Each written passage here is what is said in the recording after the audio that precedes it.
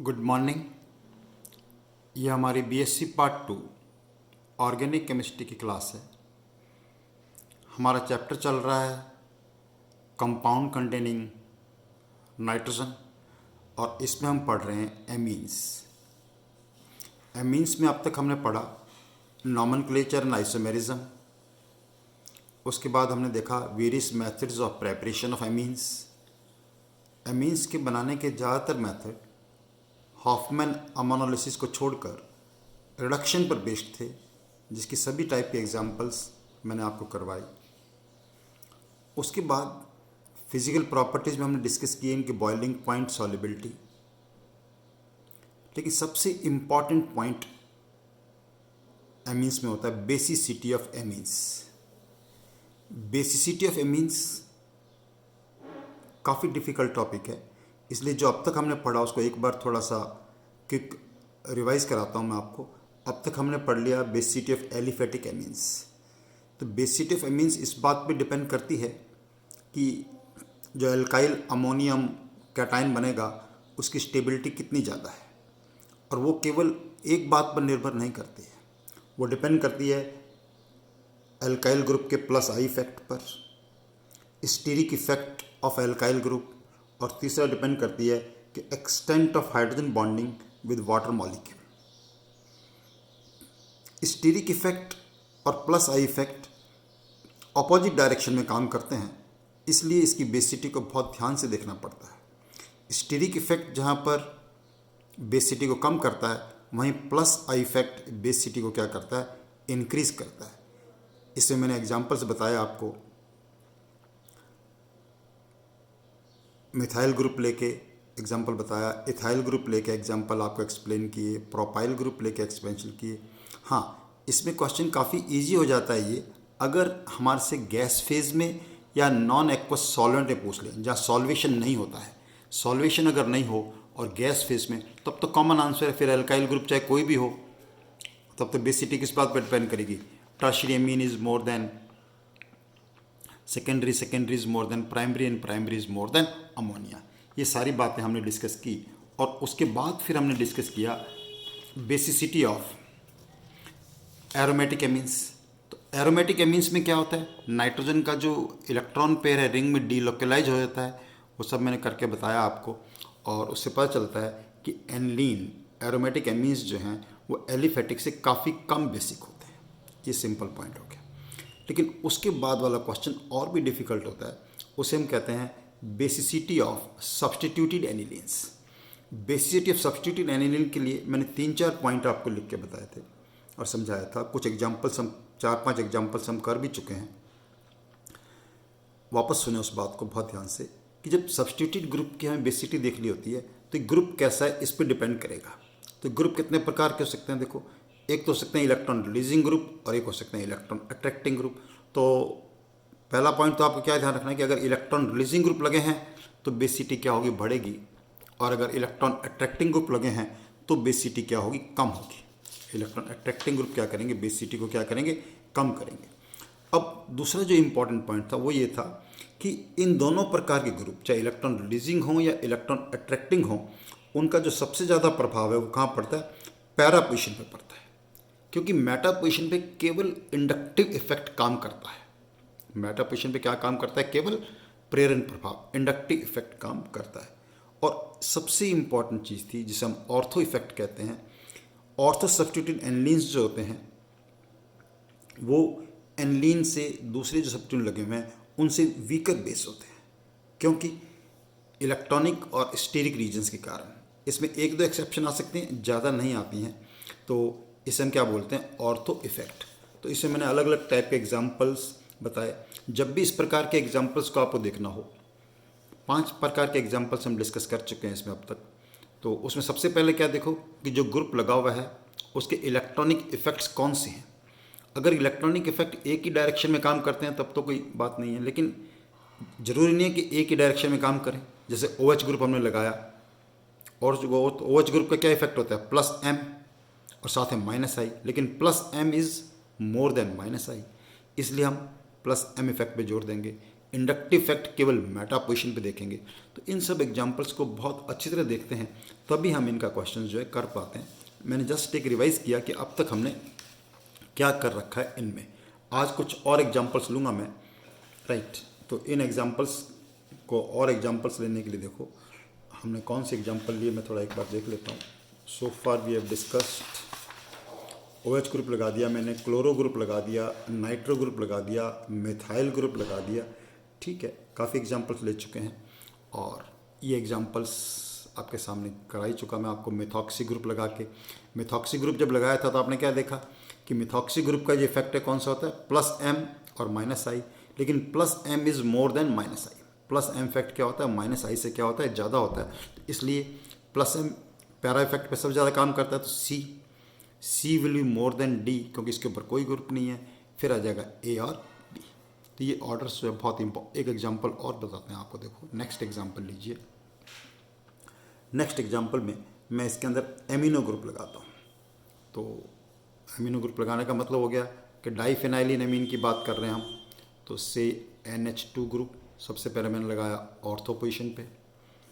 अब इतने एग्जांपल्स करने के बाद आपको पता चल चुका होगा एग्जांपल मैं कैसे बना रहा हूँ आपके लिए। फिर लगाऊंगा मेटा पोजीशन पर,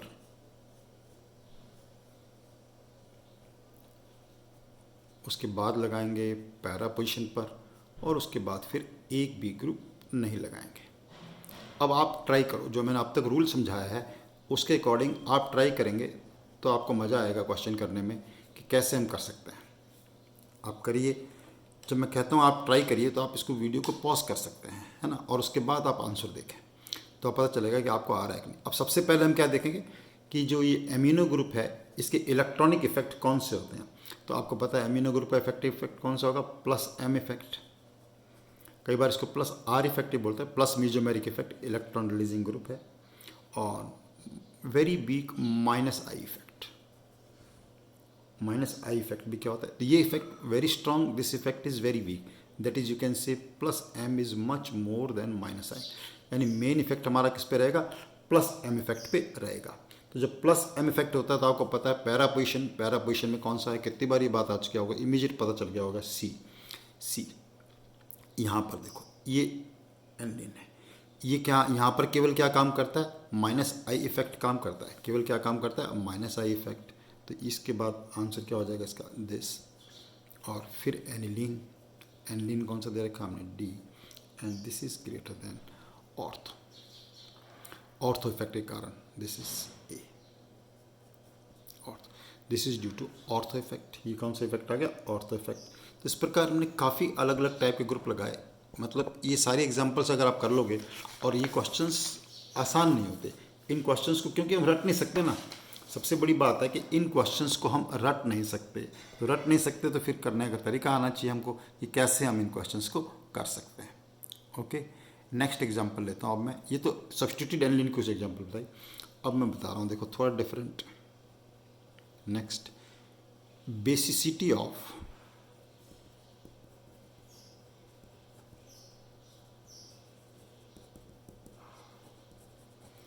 N substituted anilines, basicity of N substituted anilines। अभी N substituted anilines और इनमें फ़र्क है। यहाँ पर हम ग्रुप लगा रहे थे, कहाँ पर, रिंग में ग्रुप लगा रहे थे ऑर्थो मेटा पोजीशन पे। N substituted मतलब क्या होगा कि हमारे पास एनिलीन है, जैसे एग्जांपल लेते सीधा इसका, देखिए आपको बिल्कुल अच्छी तरह आ जाएगा। ये एनिलीन है, एनिलीन का एक है छटाया और एक है छटा के हमने कोई ग्रुप लगा दिया, से ग्रुप लगाया हमने मिथाइल ग्रुप, और फिर हमने दोनों एच हटाए और दोनों एच हटा के हमने 2 मिथाइल ग्रुप लगा दिए, राइट। तो इनको नंबर दे दिया आंसर देने के लिए, से A, B और C। अगर पहले वाला कंसेप्ट आपको क्लियर है तो इजीली इसका आंसर आ जाएगा। देखो मिथाइल ग्रुप कैसा है, इलेक्ट्रॉन रिलीजिंग ग्रुप है। इसके अंदर मिथाइल ग्रुप कैसे हैं, इलेक्ट्रॉन रिलीजिंग ग्रुप है, 2 इलेक्ट्रॉन रिलीजिंग ग्रुप। तो अवेलेबिलिटी ऑफ लोन पेयर क्या रहेगी यहाँ पर, इजी कर देगा ये। दूसरी चीज़, अगर मान लो एनिलीनियम कैटायन के टर्म में देखें तो एनिलीनियम कैटायन की स्टेबिलिटी को मिथाइल ग्रुप बढ़ाएंगे। तो इसके मतलब क्या हो गया, ये सबसे ज़्यादा बेसिक हो गया, ये उससे कम और ये उससे कम। तो इसका आंसर क्या होगा, C is more than B and B is more than A. I hope ये एग्जाम्पल समझ में आ रही है आपको। अब देखो इसी का एक और एग्जाम्पल मैं बताता हूँ आपको। नेक्स्ट एग्जाम्पल देखिए आप ध्यान से कि हमने क्या किया, ये लिया अपने से एनिलीन, और एनिलीन में हमने एक रिंग लगा दिया और यानी डाइफेनाइल एनिलीन, और फिर हमने दोनों एच हटा के दो रिंग ट्राइफेनाइल एनिलीन, ट्राइफेनाइल अमीन, ट्राइफेनाइल अमीन या डाइफेनाइल एनिलीन, दिस इज डाइफेनाइल अमीन या एनफेनाइल एनिलीन, ये हो गया एनिलीन। और इनकी बेसिटी, अब चलो ये इजी क्वेश्चन मानता हूँ, इसका आंसर अब तक आपने ध्यान से सुना है, मैंने बार बार आपको जो रीजंस बताए हैं वो सुने हैं, तो आप बहुत आसानी से इसका आंसर दे सकते हैं। ट्राई करें आप। देखो हमने क्या बताया था आपको कि एरोमेटिक एमीन्स एलिफेटिक से कम बेसिक होते हैं। उसका रीज़न क्या था कि इसका जो लोन पेयर है रिंग में डीलोकलाइज रहता है। अब इस केस में देखो ये लोन पेयर यहाँ तो एक ही रिंग में डीलोकलाइज रहता है जिससे कि बेसिटी कम हो जाती है। इसके अंदर दो रिंग में डीलोकलाइज रहेगा, इसके अंदर तीन रिंग में डीलोकलाइज रहेगा, तो इसका मतलब क्या हो गया, this will be the least basic. Basicity सबसे कम क्या हो जाएगी इसकी, तो आंसर क्या हो जाएगा इसका, C is more than B and B is more than A. अब देखो कुछ और एग्जांपल बताता हूँ जिसको हम क्या बोल सकते हैं, बेसिसिटी ऑफ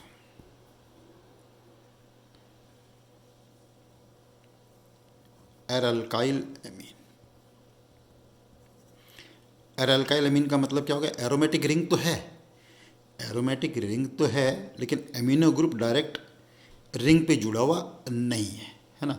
इसका एक एग्जांपल बताता हूँ, बहुत इंटरेस्टिंग एग्जांपल जो आपको आ सकता है। जैसे मान लो हमने लिया अमोनिया और एक लिया हमने मिथाइल एमीन और एक हमने ले लिया से बेंजाइल एमीन। अब ये एरोमेटिक नहीं है, एनिलीन से तो इसकी बेसिटी बहुत ज़्यादा होगी क्योंकि इसके अंदर रिंग में डीलोकलाइज नहीं कर सकता, ये इलेक्ट्रॉन पेयर जो है ये रिंग में डोकलाइज नहीं कर सकता। ये एरोमेटिक अमीन है लेकिन एल्काइल का मतलब हुआ कि एरोमेटिक रिंग प्रेजेंट है लेकिन एमिनो ग्रुप एल्काइल ग्रुप से जुड़ा हुआ है। इनकी बेसिटी देखने के लिए चलो आंसर ए बी और सी, ये आपको आंसर आ जाना चाहिए वैसे देखो आराम से। तो इसके अंदर देखो सबसे ज़्यादा बेसिक तो कौन सा हो जाएगा, मिथाइल अमीन, डायरेक्ट इलेक्ट्रॉन रिलीजिंग ग्रुप इस पर जुड़ा हुआ है, राइट। इसके अंदर भी ये मिथाइल अमीन से कंपेरेबल है लेकिन इस फिनाइल ग्रुप के कारण इसकी बेसिटी इससे क्या हो जाएगी, कम हो जाएगी। तो मैक्सिमम क्या हो जाएगा, B is more than C and C is more than A. Okay, तो बेसिटी ऑफ एमीन्स की बहुत सारे एग्जांपल्स मैंने कराई हैं, इससे पिछले वाले वीडियोस में कराई, उससे पिछले वाले वीडियोस में भी आपको कराई बेसिटी ऑफ एमीन्स। इनको बहुत अच्छे से देखें। मेरा ये मानना है कि जब एमीन्स में से क्वेश्चन पूछने की बात आती है तो बच्चों से हमेशा पूछा जाता है कि बेसिटी, क्योंकि कंसेप्ट आएगा तभी इसका आंसर आप दे सकते हैं। रटने वाली चीज़ इस प्रकार के क्वेश्चन में बिल्कुल भी नहीं है। अब नेक्स्ट लेक्चर में हम क्या करेंगे, इसके बाद रिएक्शंस ऑफ एमीन्स स्टार्ट करेंगे कि amines primary secondary tertiary amines जो हैं उनकी कौन कौन सी रिएक्शंस होती हैं, वो सारी रिएक्शंस हम करेंगे। और रिएक्शंस करने के बाद एक बहुत ही इंपॉर्टेंट क्वेश्चन होता है एमीन्स का, उसे हम बोलते हैं कि आपने देखा होगा मेथड्स ऑफ प्रेपरेशन में कि प्राइमरी सेकेंडरी टर्शियरी एमीन्स का मिक्सचर बन जाता है काफ़ी मेथड्स में। तो उन मिक्सचर को हम कैसे सेपरेट कर सकते हैं वो आपके लिए काफ़ी इम्पॉर्टेंट है। बड़े क्वेश्चंस के हिसाब से बहुत ही इम्पॉर्टेंट क्वेश्चन होता है आपको, separation of primary secondary and tertiary amines. Okay, यहाँ से हम कंटिन्यू करेंगे रिएक्शंस ऑफ एमीन्स। मैं फिर कह रहा हूँ आपको बेसिटी ऑफ एमीन्स पे बहुत ज़्यादा जोर दें। जितनी एग्जांपल्स मैंने कराई हैं उनको ढंग से करें, अपने नोट्स बनाएं, समझें। कोई कंसेप्ट अगर क्लियर नहीं होता है तो मेरे से व्हाट्सएप करके आप कभी भी पूछ सकते हो कि सर ये पॉइंट हमें क्लियर नहीं है, इसे आप दोबारा बता दीजिए। I will be happy to explain all this things to you again. Keep doing your work. Thank you very much.